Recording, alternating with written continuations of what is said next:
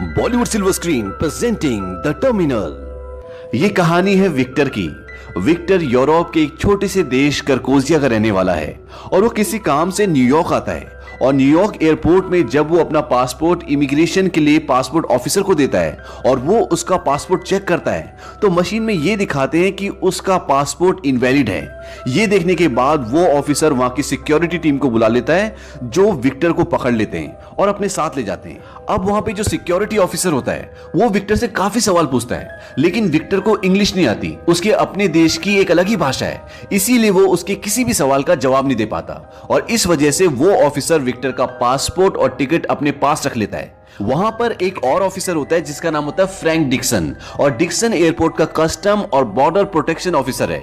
और जब विक्टर को उसके पास ले जाते हैं तो वो विक्टर को बताता है कि उसके देश में सिविल वॉर शुरू हो चुका है और जिसकी वजह से वहां की जो सरकार है उसका तख्ता पलट गया है और अब वहां से आने और जाने वाली सारी फ्लाइट्स रद्द हो चुकी हैं। और एक यही कारण है कि उसका ट्रैवलिंग वीजा रद्द हो चुका है और उसका पासपोर्ट इनवैलिड दिखा रहा है। विक्टर को इंग्लिश नहीं आती, इसलिए वो उनकी एक भी बात को समझ नहीं पाता। वो उसे समझाते हैं जब तक तुम्हारे देश में सिविल वॉर खत्म नहीं हो जाता तब तक तुम ना अमेरिका की धरती पे कदम रख सकते हो ना वापस अपने देश जा सकते हो। वो उसे खाने के लिए कुछ कूपन्स देते हैं, एक कॉलिंग कार्ड देते हैं ताकि वो अपने घर में लोगों से बात कर सके और एक पेजर देते हैं और उसे एयरपोर्ट के लाउंज में छोड़ देते हैं। लेकिन विक्टर को अभी भी कुछ समझ नहीं आ रहा कि ये सब हो क्या रहा है। तभी उसे टीवी पे उसके देश का राष्ट्रगान सुनाई देता है और जब वो उस तरफ जाता है तो वो वहां टीवी में देखता है कि उसके देश के हालात बहुत खराब है, लेकिन ये न्यूज भी इंग्लिश में चल रही होती है, इसलिए उसे कुछ समझ नहीं आता। वो वहां के लोगों से उसे समझाने के लिए बोलता है, लेकिन वहां के लोग उसकी भाषा नहीं समझते और वो उनकी भाषा नहीं समझता। अब विक्टर बहुत परेशान हो जाता है और उसके पास जो कॉलिंग कार्ड होता है उससे वो अपने घर पर फोन करना चाहता है, लेकिन उस पर भी इंग्लिश में लिखा है जो उसे कुछ भी समझ नहीं आता। वहां पर जो लोग होते हैं वो उनसे मदद की गुहार करता है, लेकिन लोग उसकी मदद के लिए आगे नहीं आते क्योंकि उन्हें समझ नहीं आता कि विक्टर क्या कह रहा है। और विक्टर ना अपने घर अपने देश वापस जा सकता है ना अमेरिका की धरती पर कदम रख सकता है। वो इस एयरपोर्ट में फंस चुका है। विक्टर को उस एयरपोर्ट में काफी देर हो जाती है और उसे भूख लगती है और वो अपने कूपन्स देख रहा होता है। तभी वो देखता है कि उसके पीछे एक लड़की बैग बंद करने की कोशिश कर रही होती है जो उसे नहीं हो रहा था और विक्टर अपने कूपन्स वहीं पर रखकर उसकी मदद के लिए जाता है और तभी हवा से उड़कर उसके सारे कूपन्स नीचे गिर जाते हैं। वहां पर एक सफाई कर्मचारी आता है जिसका नाम होता है गुप्ता। गुप्ता उसके कूपन्स को कचरा समझकर कचरे के डिब्बे में डाल देता है और जब विक्टर ये देखता है तो कचरे में अपने कूपन्स ढूंढने लगता है। गुप्ता उसे भगा देता है और ये बोलता है कि अगले मंगलवार को आना, तब तुम्हारे कूपन्स तुम्हें वापस मिल जाएंगे। और विक्टर वहां से चला जाता है। विक्टर अब भूखा है लेकिन उसके पास खाने का कोई भी जरिया नहीं है। रात होती है और विक्टर ये सोचता है कि वो सोए कहां। वहां पर एक गेट होता है जहां पर कंस्ट्रक्शन चल रही होती है, इसीलिए वहां पर लोगों की आवाजाही नहीं होती। विक्टर वहां देखता है काफी सारी चेयर्स होती है, वो उन पर सोने की कोशिश करता है लेकिन वो कंफर्टेबल नहीं होती। तब वो अपने बैग से चाकू निकालता है और उन्हें काट कर अपने लिए एक बेड बनाता है और उसके पास एक केन होता है जिसे वो अपने सीने से लगाकर सो जाता है। अगले सुबह विक्टर वीजा लेने के लिए इमिग्रेशन डिपार्टमेंट में जाता है जहां पर उसकी एक अधिकारी से मुलाकात होती है जिसका नाम होता है टॉरस। जब वो टॉरस को फॉर्म भर के देता है तो वो कहते हैं कि तुम्हारा फॉर्म रिजेक्ट हो गया क्योंकि तुम्हारे पास वैलिड पासपोर्ट नहीं है। इस बात से विक्टर बहुत परेशान होता है और वो एयरपोर्ट के वेटिंग एरिया में बैठा होता है। तभी डिक्सन की नजर उस पर पड़ती है और डिक्सन को अभी हाल ही में यहाँ के फील्ड कमिश्नर ने यह बोला होता है कि मैं रिटायर होने वाला हूं और मैंने नए फील्ड कमिश्नर के लिए तुम्हारा नाम सजेस्ट किया है, जिस वजह से वो नहीं चाहता कि एयरपोर्ट की सिक्योरिटी में कोई भी लापरवाही हो। वो विक्टर से मिलता है और उसे गेट दिखाता है और उसे बोलता है कि ठीक 12 बजे यहाँ पर सिक्योरिटी चेंज होती है और 5 मिनट के लिए ये गेट खाली रहता है और उन 5 मिनटों में तुम यहाँ से निकल सकते हो। 12 बजते हैं और डिक्सन गार्ड्स को ये इशारा करता है कि वो यहां से चले जाएं और जब गार्ड्स वहां से जाते हैं और विक्टर वहां से बाहर निकल रहा होता है तभी वो देखता है कि ऊपर कैमरा लगे हुए हैं और वो डिक्सन की सारी चालाकी समझ जाता है, क्योंकि अगर वो यहां से बाहर निकला तो ये इलीगल होगा और उसे अरेस्ट कर लिया जाएगा और इसीलिए विक्टर वहां से बाहर नहीं निकलता। कुछ देर बाद ये दिखाते हैं कि वहां पर एक लड़की आती है जिसका नाम एमिलिया होता है और ये एक एयर होस्टेस है और जब ये जा रही होती है तो फर्श गीला होने की वजह से गिर जाती है। विक्टर उसे उठाता है, मदद करता है और इसके बाद एमिलिया वहां से चली जाती है। विक्टर भूखा है, परेशान है। तभी विक्टर देखता है कि एक लेडी एक ट्रॉली को एक मशीन तक ले जाती है और जब वो उस ट्रॉली को मशीन पर छोड़ती है तो उसके अंदर से कुछ पैसे निकलते हैं। विक्टर को पैसों की जरूरत है, इसीलिए वो पूरा दिन एयरपोर्ट में वो ट्रॉलीज को ढूंढता है, इकट्ठा करता है और मशीन तक छोड़ता है, जिससे उसे कुछ पैसे मिलते हैं और वो उन पैसों से खाना खाता है और इंग्लिश सीखने के लिए कुछ किताबें खरीदता है। और विक्टर पूरी रात इंग्लिश सीखने की कोशिश करता है और कुछ ही दिनों में वो काफी इंग्लिश सीख भी जाता है है, जिससे टीवी में जो भी न्यूज आ रही होती है उसे विक्टर समझना शुरू कर देता है। अब हर रोज की तरह विक्टर ट्रॉलीज को मशीन तक ले जा रहा होता है, तभी वहां पर एक आदमी आता है और उससे सारी ट्रॉलीज ले लेता है। और इसके पीछे डिक्सन का हाथ होता है, क्योंकि डिक्सन नहीं चाहता कि विक्टर इस एयरपोर्ट पे रुके। अब विक्टर एक बार फिर इमिग्रेशन डिपार्टमेंट जाता है और टॉरस से मिलता है। टॉरस उसे बताती है कि तुम्हारा पासपोर्ट वैलिड नहीं है और यहां पर आने का कोई फायदा नहीं है। इसके बाद विक्टर वहां से निकल जाता है। विक्टर भूखा है, तभी उसके पास एक आदमी आता है जिसका नाम एनरिके होता है और ये किचन में काम करता है। वो विक्टर से बोलता है कि मैं टॉरस को बहुत पसंद करता हूं और अगर तुम मुझे उसकी पसंद और नापसंद के बारे में बताओगे तो मैं रोज तुम्हें खाना दूंगा।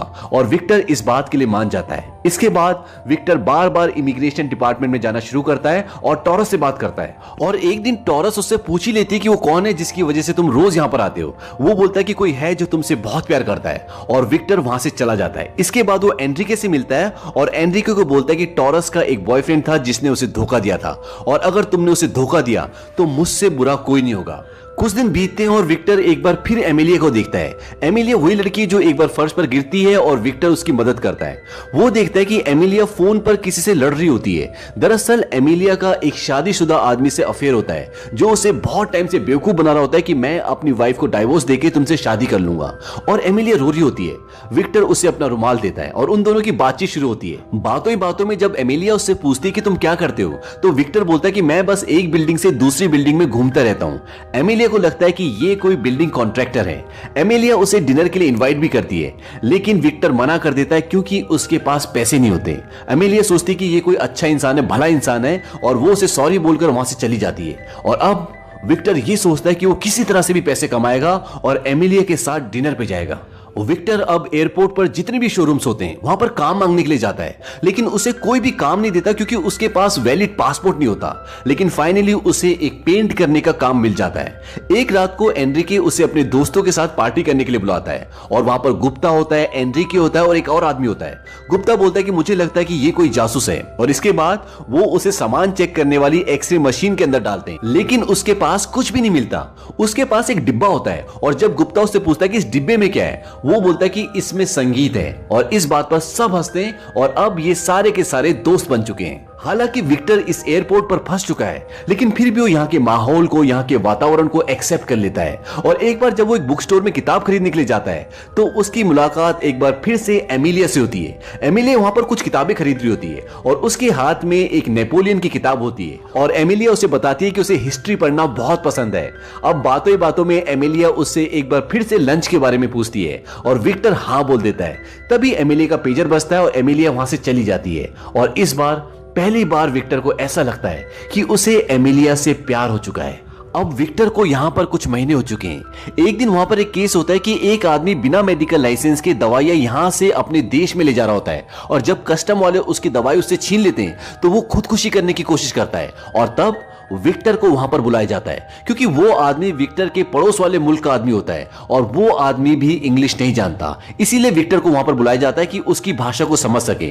और जब विक्टर वहां पर पहुंचता है तो वो आदमी विक्टर को बताता है कि ये दवाई उसके पिता के लिए, उसके पिता बीमार है, अगर ये दवाइयां वहां नहीं पहुंची तो वो मर जाएंगे। और जब विक्टर ये बातें डिक्सन को बताता है तो डिक्सन साफ साफ मना कर देता है क्योंकि वो बोलता है कि बिना मेडिकल लाइसेंस के यहां से दवाई अपने देश में कोई नहीं ले जा सकता। हालांकि वो आदमी डिक्सन के आगे गिड़गिड़ाता है, उसके हाथ जोड़ता है, लेकिन डिक्सन उसकी एक बात भी नहीं सुनता और उसे अरेस्ट कर लेता है। और अब विक्टर को यह लगता है कि इस इंसान के साथ नाइंसाफी हो रही है और वो डिक्सन को यह बोलता है कि ये आदमी ये दवाइयां अपनी बकरी के लिए ले जा रहा है। और ऐसा ही वो उस आदमी को भी बोलता है जो दवाइयां ले जा रहा होता है कि ये बोल दो कि ये दवाइयां मेरी बकरी के लिए, और वो आदमी ऐसे ही कहता है। और इस वजह से डिक्सन को उसे छोड़ना पड़ता है क्योंकि अमेरिका का ये रूल होता है कि आप जानवरों की दवा एक देश से दूसरे देश लेकर जा सकते हो। और इस बात से डिक्सन को विक्टर पे बहुत गुस्सा आता है। वो उसे गर्दन से पकड़ता है और एक साइड में ले जाता है और बोलता है कि मैं तुम्हें जेल भिजवा दूंगा। और तभी वहां पर फील्ड कमिश्नर आ जाता है। इस बात से डिक्सन को बहुत शर्मिंदगी होती है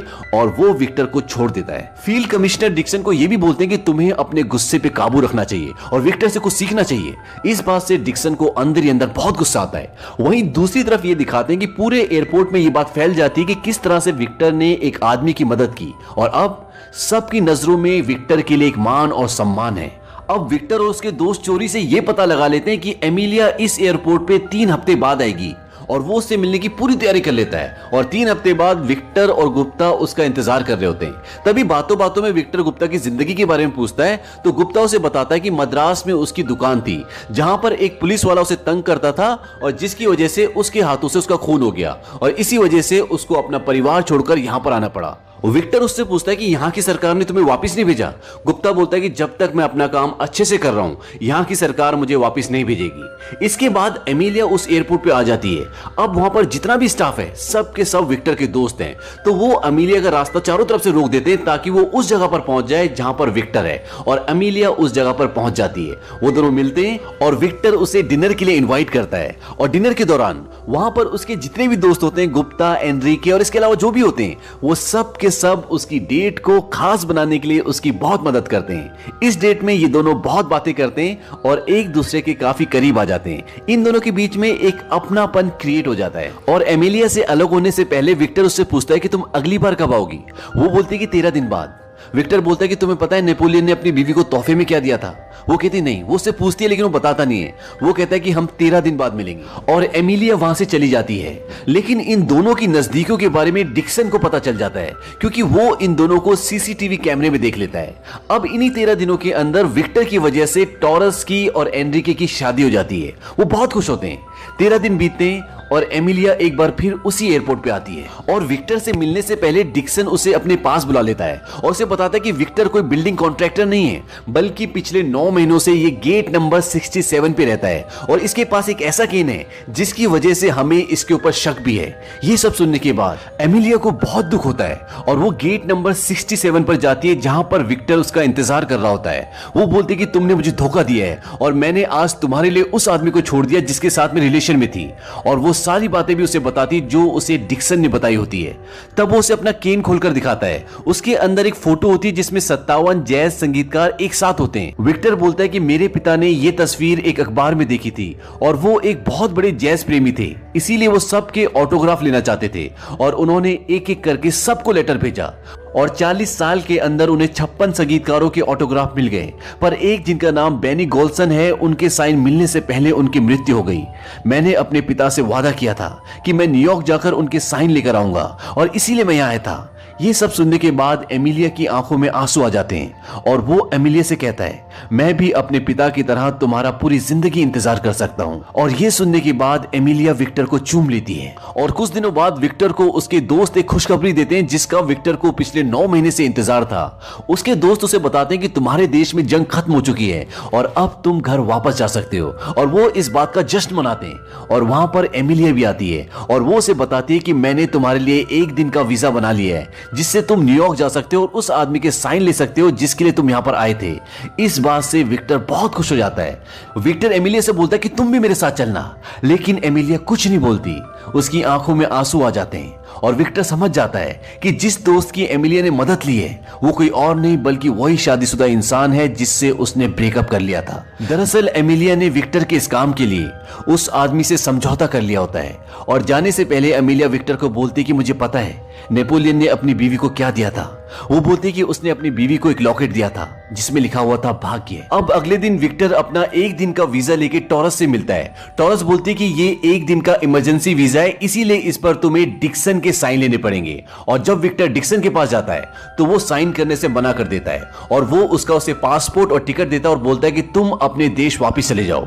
विक्टर बोलता है कि नहीं, मुझे न्यूयॉर्क जाना है। डिक्सन विक्टर से पहले चिढ़ा हुआ होता है और वो उसे गुस्से से बोलता है कि अगर तुम वापस नहीं गए तो मैं तुम्हारे तीनों दोस्तों को जेल भेज दूंगा, क्योंकि उनमें से एक तुम्हें किचन से खाना चोरी करके देता है, दूसरा तुम्हारे साथ रोज रात को ताश खेलता है और तीसरा गुप्ता जो इंडिया से एक पुलिस वाले का मर्डर करके यहां छुपा हुआ है। ये बात सुनकर विक्टर को बहुत दुख होता है और वो ये तय करता है कि वो वापस अपने देश चला जाएगा। और जब वो अपने देश वापस जा रहा होता है तो इस बात से गुप्ता को बहुत दुख होता है, बहुत गुस्सा आता है, क्योंकि गुप्ता चाहता है कि वो न्यूयॉर्क जाकर अपने पिता के सपने को पूरा करे और गुप्ता उसे कायर कहता है। तभी वहां पर एक पुलिस वाला गुप्ता को सारी सच्चाई बता देता है और सारी सच्चाई जानने के बाद गुप्ता रनवे पे जाता है और उसकी फ्लाइट के आगे खड़ा हो जाता है, जिसकी वजह से उसकी फ्लाइट डिले हो जाती है। अब वहां पर पुलिस आ जाती है और वो गुप्ता को पकड़ लेती है। अब जाहिर है गुप्ता ने गलत काम किया है तो उसे इंडिया वापस भेज दिया जाएगा, लेकिन गुप्ता उसे न्यूयॉर्क जाने का इशारा करता है और गुप्ता की ये कुर्बानी देखकर वो ये फैसला करता है कि वो न्यूयॉर्क जाएगा और वो एग्जिट गेट की तरफ बढ़ता है। विक्टर को देखकर वहां पर जितना भी स्टाफ होता है सब के सब उसके आसपास आ जाते हैं क्योंकि सब विक्टर से बहुत प्यार करते हैं, लेकिन गेट के पास सिक्योरिटी खड़ी होती है। उसे लगता है कि अब वो इस गेट से बाहर नहीं जा सकता, अपने पिता का सपना पूरा नहीं कर सकता और वॉकी टॉकी पे डिक्सन बोलता है कि इसे गिरफ्तार कर लो। तभी वहां पर जो सबसे बड़ा ऑफिसर होता है सिक्योरिटी का, वो विक्टर के पास आता है, उसे अपना कोड देता है और उसे बोलता है कि जाओ। विक्टर हैरान होता है और पहली बार विक्टर उस गेट से बाहर निकलता है और न्यूयॉर्क की जमीन पर कदम रखता है। यह देखने के बाद डिक्सन को बहुत गुस्सा आता है। वो विक्टर को पकड़ने के लिए आता है, लेकिन तब तक विक्टर गेट के बाहर निकल चुका होता है और गेट से बाहर निकलने के बाद वो एमिलिया को भी देखता है और वो दोनों एक दूसरे को खामोशी से अलविदा कहते हैं। और जब तक डिक्सन बाहर आता है तब तक विक्टर टैक्सी में बैठ चुका होता है और विक्टर को देखकर डिक्सन भी मुस्कुरा उठता है और इसके बाद विक्टर सीधा उस जगह पर जाता है जहां पर वो जैज संगीतकार बेनी गोल्सन से मिलता है और उनके ऑटोग्राफ लेकर अपने पिता से किया हुआ वादा पूरा करता है।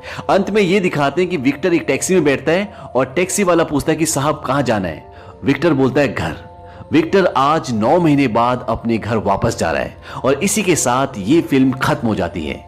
इस कहानी से हमें यह सीख मिलती है कि अगर आपके अंदर करेज है तो आप किसी भी मुश्किल सिचुएशन का सामना कर सकते हैं और अगर आपके अंदर प्यार है तो आप दूसरे देश में जाकर दूसरे लोगों को भी अपना बना सकते हैं। इस मूवी में जो सबसे बेहतरीन चीज है वो है टॉम हैंक्स की एक्टिंग। तो हम आपको सजेस्ट करेंगे कि इस मूवी को आप जरूर देखें।